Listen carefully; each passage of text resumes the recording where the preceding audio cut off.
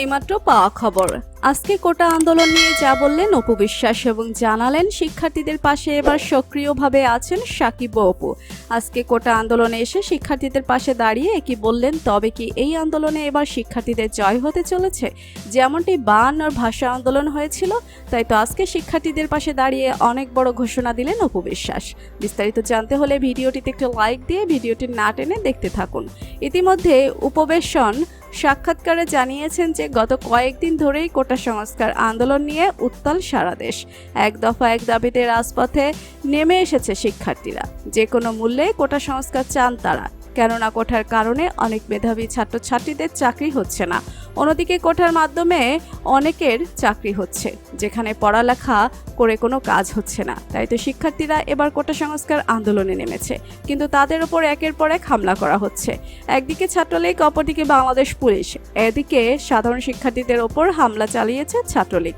এতে শতাধিক ছাত্রছাত্রী আহত হয়েছেন, সঙ্গে নিন্দার ঝড় বইছে সামাজিক মাধ্যমে।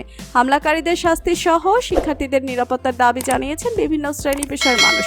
শিক্ষার্থীদের আন্দোলন নিয়ে যখন সারা দেশ উত্তাল, তখন তাদের দাবির সঙ্গে একাত্মতা প্রকাশ করেছে সকল তারকারা। তাদের মধ্যে রয়েছেন চিত্রনায়িকা শবনম বুবলী, পরিমণি, ছোট পর্দার অভিনেতা নিলয় আলমগীর, অভিনেত্রী সাদিয়া আয়মান, ইউটিউবার ও ইনফ্লুয়েন্সার সালমান মুক্তাদির, অভিনেত্রী রুকাইয়া জাহান চমক ও কন্টেন্ট ক্রিয়েটর আর.এস. ফাহিম চৌধুরী সহ আরও অনেকে। এবার চলমান কোটা আন্দোলন নিয়ে লিখলেন ঢাকায় চিত্রনায়িকা অপু বিশ্বাস। সামাজিক মাধ্যমে তিনি লিখেছেন, সহিংসতা কাম্য নয়, তাই তো বর্তমান সময়ে ছাত্রছাত্রীদের পাশে আছেন বলে জানিয়েছেন চিত্রনায়িকা অপু বিশ্বাস।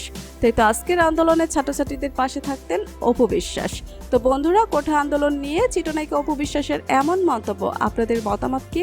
আর আপনারা কি চান চাকরির ক্ষেত্রে মুক্তিযোদ্ধা কোটা উঠে যাক, নিজের মেধায় চাকরি হোক? এ বিষয় নিয়ে আপনাদের মতামত কমেন্টস করে অবশ্যই জানাবেন আমাদেরকে।